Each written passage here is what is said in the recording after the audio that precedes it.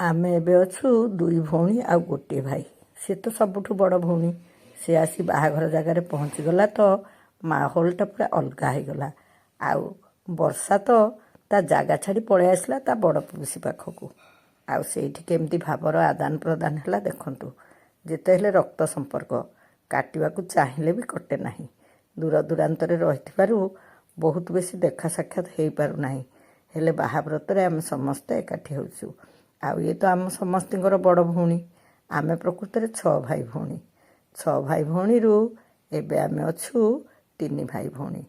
ଆଉ 3ଟି ଭାଇ ଆମର ଚାଲି ଯାଇଛନ୍ତି। 4 ଭାଇରୁ ଆଉ ଗୋଟିଏ ଭାଇ ଆଉ ଆମେ 2 ଭଉଣୀ ଅଛୁ। ସେ ତା ପୁଅ ସହିତ ଆସିଥିଲା। ମୋ ପାଖରେ ଯିଏ ଠିଆ ହେଇଛି ବ୍ଲୁ ସାର୍ଟ ପିନ୍ଧିକି ସେ ତାର ବଡ଼ ପୁଅ। ସମସ୍ତେ ଆମେ ଖାଲି ଫଟୋ ଉଠାଇବାରେ ଲାଗି ପଡ଼ିଲୁ। କାହିଁକି ନା ବେଶୀ ଦେଖା ସାକ୍ଷାତ ହେଇପାରୁନି। ସ୍ମୃତି ତ ପୁଣି ରଖିବୁ।